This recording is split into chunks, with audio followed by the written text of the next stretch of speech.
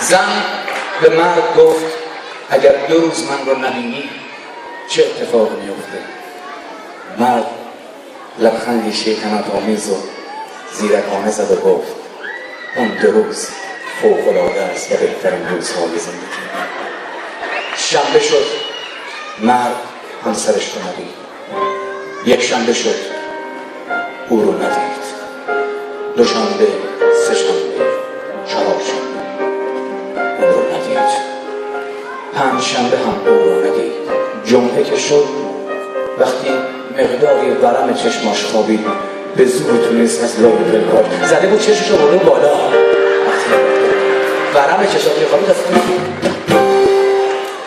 طاقت من سر اومده دل نکنه رو سکن تحمل رفتن تو دیگه ندارم. موهای خیس تو بذار رو شونه هامارون بگیر دلگاه تو روی هم نزار طاقت ندارم.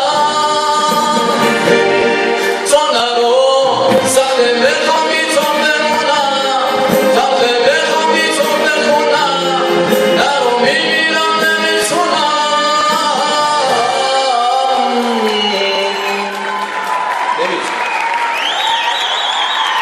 خب من برای اینکه بچه ها یه مقدار آروم کنم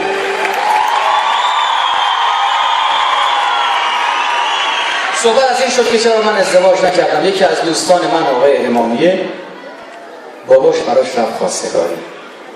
میدونید که این روزها مهریه ها رو بر مبنای اون چیزی که تو جامعه ارزش پیدا میکنه تعیین میکنن. مثلا اون زمان که بنزین خیلی مهم شده بود پدر عروس برگشت گفت مهریه دختر من 1 میلیون لیتر بنزین آزاده.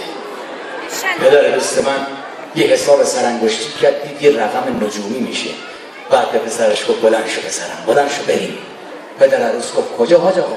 گفت حاج آقا حقیقت برای ما نمی‌صرفه میریم یه گازسوز شو پیدا کنیم.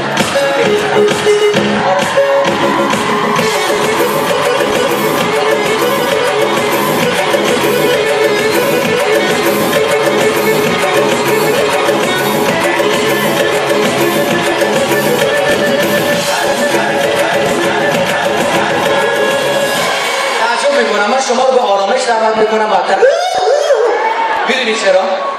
چون اصولا ما ایرانی ها انسان های لجبازی هستیم.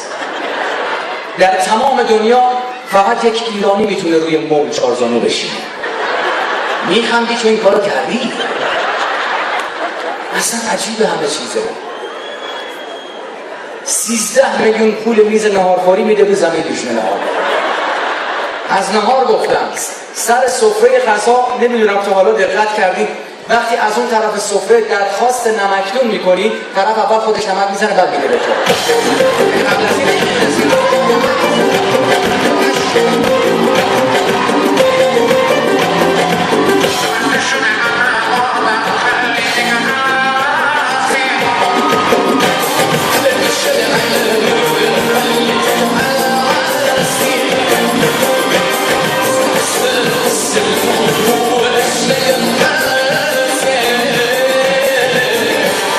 عربی خوندم تعجب میکنم این عربا چه ندارن چجوری عدسه میکنن.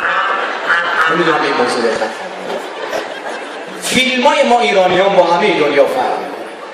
در قسمتی از فیلم مادره وایستاده داره مثل ابر بهار گریه میکنه پسره میره پدره رو بغل میکنه. حالا مادر واقعی خودشه بالاخره محدودیت‌هایی هست این فیلم. اما 4 خصوصیت عمده فیلم‌های ایرانی. 1 از اول فیلم معلومه که آخرش